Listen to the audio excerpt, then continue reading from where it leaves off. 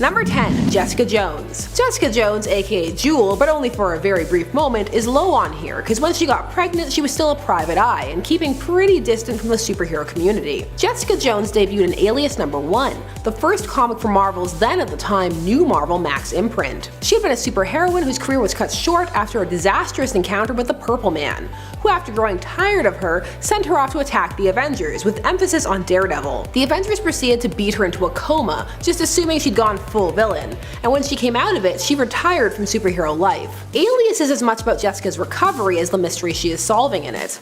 She enters a relationship with Scott Lang, but ends up cheating on him with her close friend Luke Cage, and getting pregnant. Once Scott found out, he was upset, and he left her. But Jessica was in a good place. She had faced the Purple Man head on, escaped his control, and not killed him. That was a big deal for her in the comics. It made her feel like she was still a hero and still held justice above vengeance. Also, she was gonna get with Luke Cage, hooray! But yeah, pregnant, and later Squirrel Girl would be her and Luke's nanny. Good times. Number 9. Batgirl. We're talking about Barbara Gordon and the DCAU comic verse, so the DC Animated Universe Extended Comic Universe. Here we have to look at the Batman Beyond continuity, wherein the reader finally gets a glimpse into the falling out between Barbara, Dick, and Bruce. While Dick was away, Bruce and Barbara had, well, a fling. It's implied a bit more than that, but it resulted in her getting pregnant, and in a time frame that there is no way she could pass it off as Dick's. Ultimately, she would actually lose the baby after a particularly tough street fight. It would cause her to miscarry. It's a very grim and gritty plot that not everyone took to. It's very hard to be sympathetic to Bruce in it after it. Like, oof, this is worse than the rooftop in the animated Killing Joke adaptation, and that's saying a lot. Number 8. Selina Kyle. Selina Kyle, aka Catwoman, often skirts the line of antihero and thief, but her reforming is a common plot point, and her pregnancy pre-New 52 was part of her path towards trying to be a hero. This was an interesting nod to the past Huntress continuity, where the Huntress had been Bruce and Selina's daughter. The nod is that the baby here is named Helena Kyle, but she's not Batman's daughter, she's Sam Bradley's, but he dies the day Selina finds out that she's pregnant, so Bruce ends up being pretty supportive of this whole affair, but he ultimately helps Selina place Helena up for adoption when she feels that she can't keep her safe because of her life as Catwoman. She would then ask Zatanna to wipe her mind, but Zatanna would say no, which I find hilarious because I mean, Identity Crisis, she was super cool to wipe minds, her friends, but not this time. This is the line. Number 7. Spoiler. Stephanie Brown. Her pregnancy storyline is famous. It occurred in 1998 and was praised for realism and the audacity to tackle such a topic in comics. This happened in Robin's comic series, the Robin in question being Tim Drake. At this point, Spoiler was an accepted vigilante in Gotham, but not on good enough terms with the Bat family to be in the inner circle, despite dating Tim. She would find out that she was pregnant with her ex-boyfriend's baby, and he was no longer in town. Despite not revealing himself, Tim would support her using an alias by taking her to Lamaze classes and the like. Stephanie decided to carry the child to term and give them up for adoption, somewhere hopefully away from Gotham for a better life. Intense stuff, people. The 90s weren't all shoulder guns and pouches. Number 6. Power Girl. So this was a plot that has slipped under the radar for some, also coming to us from the 90s, but not as well handled or poignant as Spoilers. Here we have Power Girl, who would be shown hooking up with Parallax, White, Reed Richards, Hair Streaks, Hal Jordan, and 2 issues later suddenly be in full-blown pregnancy symptoms, you know, the ones that happen in media. Dizzy, nauseous, food smells. And then all of a sudden she would blurt out mid-flight in a panel that definitely would have been memed if it had come out today, "I think I'm pregnant." You know, there's a reason people don't go around yelling this. There are many causes for nausea and dizziness, and you wouldn't yell those out. "I think I have the flu." So is Hal the father? No. This is one of those immaculate conceptions, and oh man, this plot goes places. Like then she's all, "I'm not pregnant," but that version of her was a robot, and the real version was pregnant. Then Hal was convinced she was lying to him about not being the dad, and so she punched him in the face, and he was all, "Let me be a dad," and she was all, "No, this is a virginal conception." Also, then her baby had powers from within the womb, so she could still kind of keep fighting. She ended up being sidelined during 0 Hour, but okay, who was the dad? It was Arion, and he impregnated her without her consent, so she would give birth to a perfect being. In what way is that better than it being Hal's? The baby would become Equinox, and where is he now? MIA. Number 5. TIGRA. TIGRA would find herself pregnant during the Initiative storyline when she entered into a relationship with Yellow Jacket Hank Pym. But she would discover she was pregnant after the Skrull invasion, where Hank had been revealed to be a Skrull. So she had to wonder, was it his baby or a Skrull baby? I mean, maybe it would be better if it was a Skrull baby. Hank has a lot of issues. TIGRA initially decided that she was going to abort the baby either way, but her cat-like physiology would allow her to carry the baby to term in 2 months. And so she would give birth to said cat baby. And the Skrull was the real father, by the way. I feel like Maury, this may be my favorite video. I have no idea what that says about me. The baby was named William, and TIGRA was initially very lukewarm about his entire existence. Also, since it's a Skrull baby, genetically it was still Hank's anyway, because that's the level of copying we're talking about here, people. She would warm up to William eventually. I mean, look at the little cat baby. And he would mature faster than your average baby as well. Number 4. QUASAR. Yes, QUASAR got pregnant, and he had a dramatic cover which said, "Mama never said there'd be days like this," which is a reference to a song which is from 1961. So it would already have been a bit out of date and left field as a reference when this came out, which was 1991. So QUASAR was impregnated by her, or Aisha, if we have to name her. She wanted to have perfect babies with him, or just someone. Really, she wanted to have babies with him, the him being Adam Warlock, but he was not down. So she was like, fine, I'll just inject heroes with my reproductive pods to see who's worthy. Not okay, people. Not okay. People and entities and forces need to stop doing this. It's not a good look. Of all the heroes she would forcefully inseminate, QUASAR is the only one who doesn't try to forcibly remove it, and it's kind of just like, okay, and keeps on fighting for her and everything. This was largely played for comedy, which I don't know, is that better or worse than just not knowing why it's squicky? Having your body violated against your consent. Hilarious. But he got the same homage Demi Moore cover as the She-Hulk did, so worth it? Number 3. Spider-Woman Jessica Drew. Jessica Drew's pregnancy was a huge plot point for her. She would continue to fight crime throughout while pregnant, but she would have a special force field belt for her stomach, so it's fine. Sure, Jan. There would be a whole who's the dad question here as well, and the answer is some guy. She would artificially inseminate herself because she wanted to be a mom. This was a shift for her character, as initially she had seemed to imply that she wasn't interested in motherhood. But people change, things happen. Her whole pregnancy would be all about how, yeah, she could do it all, which, okay, yes, nice, mom power.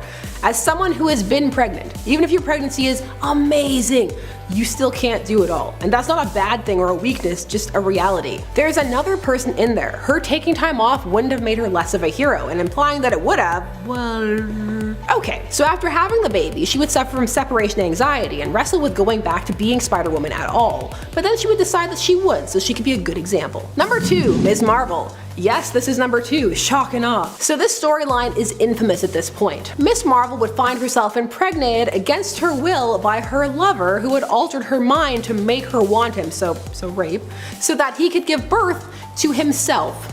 This occurred in Avengers 200. Now some have come out after all of the hail of criticisms against this comic being like, it's not that bad. But here's the thing, no one in the story reacts normally here. Her teammates are congratulating her, like, what? No, she has no idea how this happened or why, and she's terrified, and they're like, yeah! Also, it's a scary hyper pregnancy, and then the baby hyper ages and becomes her lover, and then she goes off with him and they accept it. And yet, no one questions her about it. This is probably just writer oversight, like no one thought about the implications because perhaps they were outside of their viewpoints or own experiences, which doesn't have to be an issue, but can be if the writer doesn't even think to acknowledge it. So later, she would come back and yell at the team after fan backlash. Some were like, see, it's fine. But this was a retcon only after people complained. Her being mind controlled to give birth to the man who raped her. Totally fine. Number 1, the Invisible Woman. Yes, she's over Miss Marvel. Sue Storm, the Invisible Woman, would be the first woman to become a mom and superhero in comics, so an iconic pregnancy. She would take a break and then come back, like life. Her second pregnancy would be very dramatic, however. In fact, the first time it would not come to fruition and the baby would die because of Sue's exposure to radiation in the negative zone. It was a really sad plotline, in fact, for some fans, too sad, and it would be retconned very convolutedly, so get excited. This pregnancy would be saved by Franklin Richards and his terrifying godlike powers. He would place the baby in an alternate future timeline, where after encountering a Marvel girl from another timeline where she is the daughter of Sue and Doom, she would be reverted to a baby and replaced in the womb of Sue, but allegedly be the original stillborn baby, who Dr. Doom would then help Sue give birth to and name Valeria, the same name that Marvel Girl had in that alternate timeline. The point is, she would have the baby. Hooray! Sue does it all, but with the realism that at times that means making sacrifices and finding a balance, and that's why she takes the #1 spot. Number 10. Black Canary. We're starting things off in the Injustice universe. This universe was spawned from the fighting game tie-in comic. So in it, the heroes are divided after Superman begins his dystopian push as he sets up the One Earth regime, a world government, helmed by Superman and those who agree with him, while those who oppose this are set up as part of an underground rebellion. Of the heroes who oppose him, you of course have who you would expect: Batman, and also Green Arrow, Batman Light, and Black Canary. Don't yell at me, it's fine, it's true, it's fine. When hanging out in the Arrow Cave, Harley Quinn, who at this point has had a change of heart and is helping Green Arrow by doing things like renaming his Arrow Cave the Quiver, gets into a fight with Black Canary. And the two are fighting quite intensely until Black Canary suddenly doubles over asking for a bucket, because fictional pregnancies are usually far more dramatic than real ones. Fun fact, for a lot of women, if you are experiencing morning sickness which leads to vomiting, which not all women do, it usually happens at the same time each day, so you can kind of plan your life accordingly. It's also not always in the morning. Just life facts for the comic I'll never write, featuring a realistic boring pregnancy. So she gets the bucket, throws up in it, and Harley figures out that she's pregnant, and the two bond over it, for Harley has been pregnant in this universe as well. Harley would go on to babysit their child and be a great friend to their family. Number 9. HAWKGIRL, DCAU. This is an implied pregnancy. Still counts. So in the DC animated universe, HAWKGIRL and Green Lantern John Stewart had a deep relationship. It was a huge part of their arcs. The build up to it took seasons and was a huge final moment, and also the moment when her helmet was taken off and she was revealed to be gorgeous. I've never recovered. However, their love was shattered when she was revealed to be a traitor, a scout for the Thanagarian invasion force. That puts a damper on any relationship, even if she would defect to save her new friends. For some, that just made her a traitor twice over, but her and John still clearly had feelings for each other, and in a Batman Beyond episode, it was hinted that they would have a child. This was also hinted in a time travel episode in Justice League Unlimited. This is because Warhawk of that team in the future was their son, but he didn't reveal anything when he went back in time because he didn't want to mess with it, even if it meant he didn't exist. You see? That's how you time travel. Number 8. Superwoman.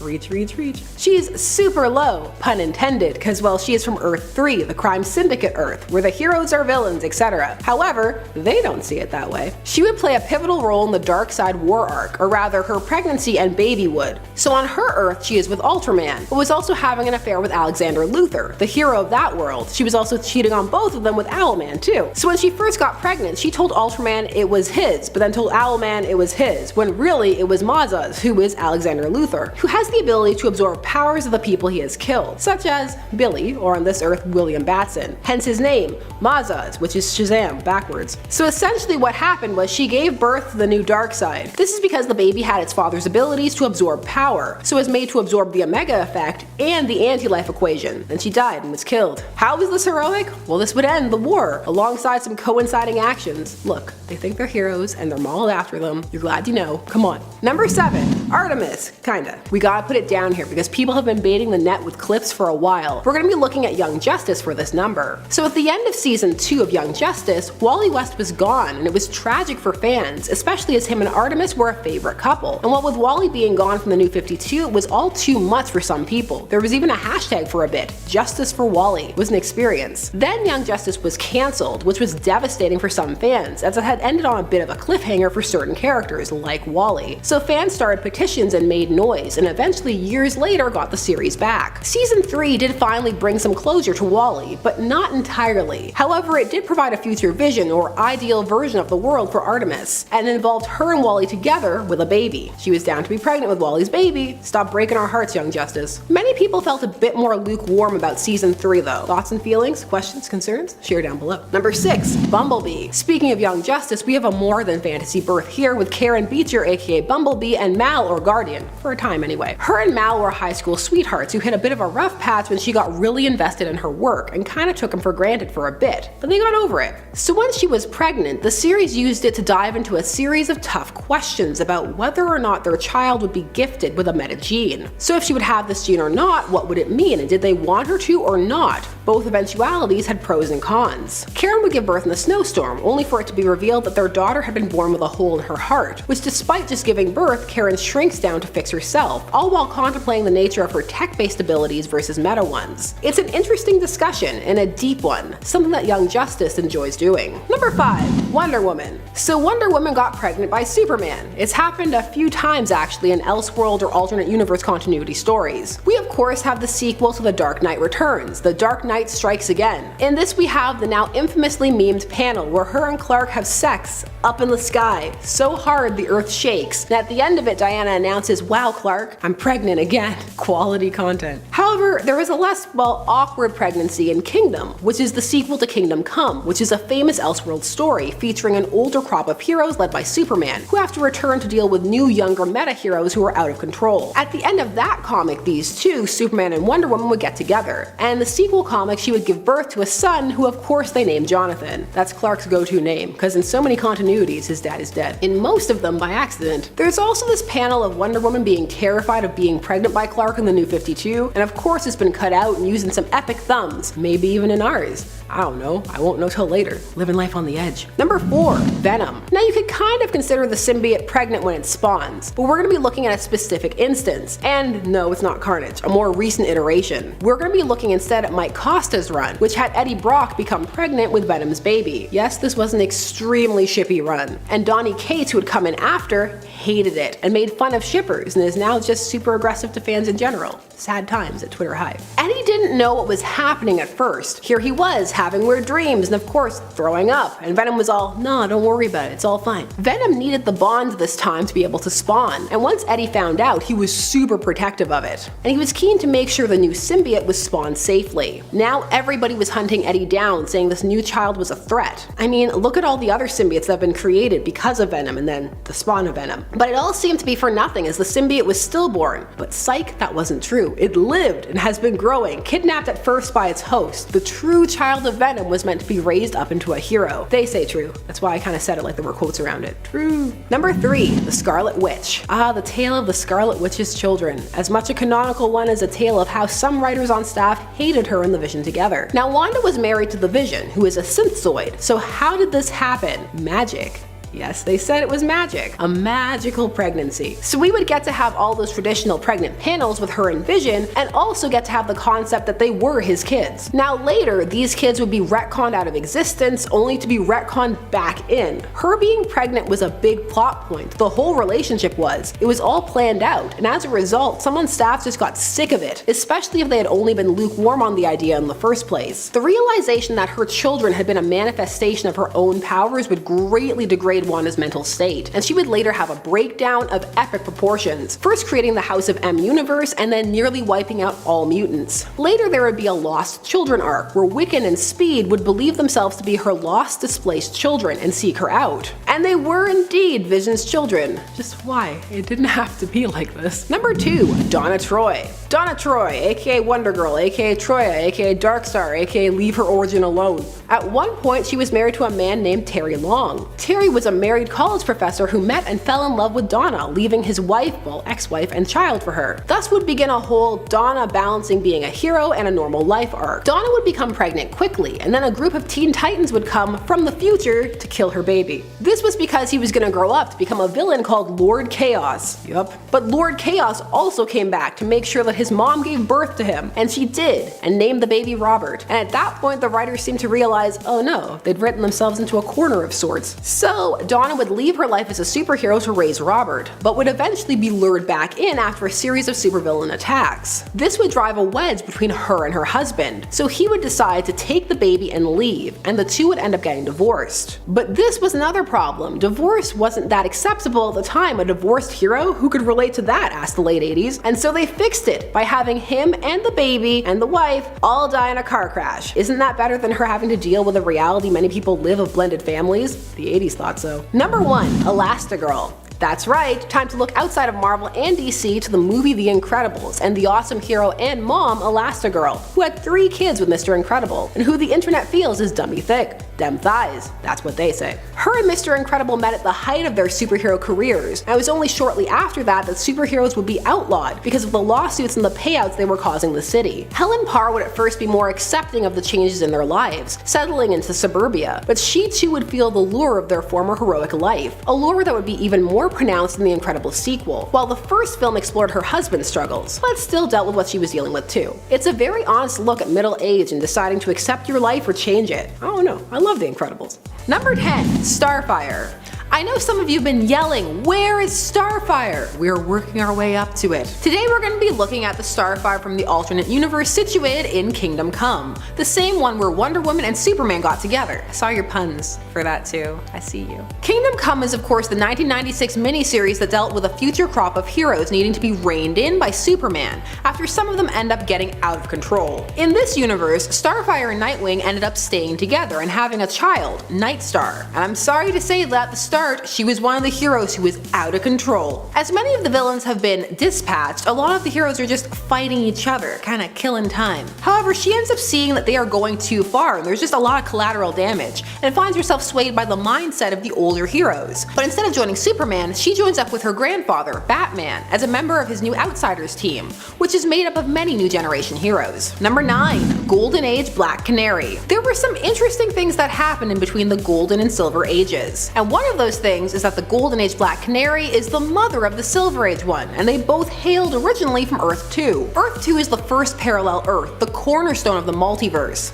The Flash of Two Worlds is the first story of the multiverse that would establish that this Earth was moving in tandem with the Silver Age, but further forward in time. So heroes had emerged earlier on the Golden Age Earth, as they had in real life. It was a little meta. As a result, this Earth was producing legacy characters, and Black Canary was one Dina Drake Lance, and she fought crime alongside her detective husband, Larry Lance. The two would have a daughter, Dina Laurel Lance, who would join the JSA, and eventually would make her way over to Earth 1, that being the main Earth engaged in the Silver Age. This was to be with Oliver Queen, Green Arrow. These two Earths would cross over enough that some of the characters on them were friends, and in this case, love interests. I mean, would you just leave your Earth for Mr. I was trapped on an island? Let me know down below. Number 8. Crystal and Quicksilver. Crystal is a member of the Inhumans, a princess who, like all Inhumans, developed her abilities after being exposed to the Terrigen Mist. She is the sister of Medusa, queen of the Inhumans, and as a result also has amazing hair. She would end up developing a romance and deep love with Quicksilver, the twin of Wanda Maximoff and former son of Magneto, cause you know, retcons. Horrible retcons. She would be featured alongside him often. In this period in Marvel history, there was a lot of build-up put into the romances, spanning multiple books and years. The editors wanted them to be very firmly established. She would eventually marry Quicksilver and have a daughter with him named Luna. However, their relationship would suffer when she had an affair with Scarlet Witch and Vision's next-door neighbor, some guy named Joe, allegedly because Pietro was mistreating her. But it's okay, this was all mind control. Makes it better? Luna would remain a character and has had plots all her own, like being forcibly exposed to Terrigen Mist. Number 7. Jean Grey. Hopping timelines once more to look at Jean Grey in the Days of Future Past storyline, not Madeline when she had Cable. I know they're clones, but they're different people. Clone rights for all clones. Marvel really needs that. So this all occurs on Earth 811, and Rachel, the daughter of Jean Grey, would be kidnapped and brainwashed, and she would be turned into the Hound, a mutant who hunts down other mutants. As in this future, the Mutant Registration Act had turned dystopian after the assassination of Senator Robert Kelly. Well, more dystopian. For a time, she would remain under Ahab's control, that being the people who kidnapped her, but her psychic power would link her with her victims, which would break the control they had over her. Some interesting things then happened, like her being displaced and sent to the main timeline, where she learned that there her mom was dead, and that her dad was married to someone who looked just like her mom and was having a baby with her. It was all a bit of a shock, because she was like, oh no, I was the firstborn, me, then Nate. because she's Nate Gray's sister. Number 6. Silk Spectre. Now it's time to look at The Watchmen, the famed superhero deconstruction by Alan Moore, and it has become a must-read for comic and graphic novel fans. Here we have the equivalent of a Golden Age hero in Silk Spectre, a hero in it largely for the glory, the fame, and to further her career goals. Years later, she would settle down and have a child named Lori, who she would manage and push in a very stage mommy style way to become Silk Spectre 2 and carry on her legacy. One of the interesting things here is who Lori's father is. Back in the heyday of superhero teams, her mother had nearly been raped by nihilistic dark antihero The Comedian, but had been saved. However, years later, the two had gotten together consensually at some point, and Lori had been conceived. It's such a fascinating and raw thing, and something that sometimes happens because life is complicated, not black and white. That's one of the great things about The Watchmen, the nuance, and how it treats you as intelligent by giving you the breathing room to decide how you feel about things. It's something that makes it unique. Not many works have the confidence to do that. Just stand there and be like, interpret me. Too many people are worried people will interpret it wrong. Which, I mean, maybe he should have been a little concerned given some of the spin-offs. I see you, HBO. Silk Spectre, superhero, stage mom. Number 5. Kitty Pryde, the Brood. Ah yes, the famous thumbnail for part 2. No, it was not a scene from a long-lost hentai, but rather a plot arc, wherein some X-Men were impregnated by the Brood. In this case, we're looking at Kitty. The Brood are an insectoid species in the Marvel-verse, who must lay their eggs inside hosts to breed, and they love the terror that brings out in their hosts. They're a very sadistic species. As if everything eventually is allowed to follow through gestation, the host will become Brood, aware the whole time the transformation is taking place. So let's talk Kitty. Kitty broke up with Colossus and returned to Charles's dream alongside Wolverine to open up the Jean Grey School for Higher Learning. Then, 4 issues into Wolverine and the X-Men, she wakes up pregnant. Like, big pregnant, like a sim. However, instead of just blindly congratulating her because they're not the Avengers, the X-Men spring into action, because that's not normal, or okay, and they quickly figure out that this is a Brood infestation, and so they are able to halt the transformation and abort the Brood egg. It involves a lot of pregnant Kitty running around her underwear. I've seen the fan art, so for those of you who, well, you're welcome. You know who you are. Number 4. Witchblade. So, the Witchblade, Cliff Notes version, is a sentient gauntlet empowered by the forces of light, Angelus, in the universe. It hops from host to host, locked in an eternal battle with the darkness, the embodiment of, well, darkness and nothing, who also travels via host, always male, while the Witchblade is a bit more flexible. Before a time they had a male-female thing going on, which resulted in the first host, Sarah Prezi, being impregnated by the darkness's host, Jackie Estacado. This happened while Sarah was in a coma, and he did it to try and sway the balance and influence the Witchblade. The darkness has a weird love-hate relationship with the forces of light, Angelus, yeah. And sometimes it leads to impregnating ladies in comas. Here's the thing, before you go full squick, neither of them knew this at the time. Better? Sarah would give birth to a daughter named Hope, and her life would be saved by the Witchblade when she experienced complications with the pregnancy. Number 3. Rocket from DC. Rocket, the DC version, Rachel, was a sidekick to the character Icon and hailed from a very crime-ridden area. However, shortly after she began her adventures as a superhero, she discovered she was pregnant by her ex-boyfriend. She decided that she would have the baby and give birth to a son, Amistad Augustus Irvin, hence making her a teen mom, and it was handled very tastefully. After a period away, Rachel would return to her adventures as Rocket and find a way to balance both. She's a character who kind of fell by the wayside, but those who remember her do so fondly. Number 2. Atom Eve. Atom Eve comes to us from Robert Kirkman's Invincible comic series. Atom Eve was created to be a weapon, and yet turned out to be a very nice teenage girl and eventually woman, even with her extreme intelligence and powers. After having a crush on the lead hero Invincible for years, the two would eventually get together, and she would find herself pregnant and not be thrilled, as Mark, Invincible, was spending so many long periods of time in space. She would eventually have the baby, and while Invincible it's a complicated comic. Kirkman lets the plot go where he wants, so a lot of things will just happen. Parallel dimensions, timeline skips, everything. Sometimes plots are dropped, never to return to or return to years later, but the relationship between Eve and Mark for some is an anchor, and many were happy to see them start a family together. Number 1. Siren and Jamie Madrox. So Jamie Madrox is the Multiple Man, a mutant who can create duplicates of himself, and over the years the nature of these duplicates has been explored. So one night, Jamie split himself into two, and when he woke up he discovered that he and his dupe, as they are called, had had sex with Siren and Monet separately, and neither was aware that he had split, and thought they had full Jamie. And Jamie didn't remember much because he had gotten blackout drunk. Siren, who most often hangs out with the X-Men, ended up pregnant during this night of passion, and she decides to keep it, and her and Jamie decide to give it a go. And for a while, it all seems okay. She goes into labor, he proposes to her while it's happening, cause timing, what's that? But then things start to go wrong. They need to do an emergency C-section, the baby is blue, not breathing properly. But after drama, a near kidnap plot and everything, it all seems okay. Siren held her baby, named him after her dead father, and then passed him to Jamie. And then it all goes horribly wrong and I'll never recover. The baby started being reabsorbed into his body. He had gotten his facts wrong. He had slept with Monet and his copy had been with Siren. Hence the baby was a copy, not real. It was a part of him. And so when he touched it, he reabsorbed it, erasing the baby from existence. As you can imagine, that was a relationship ender. My heart.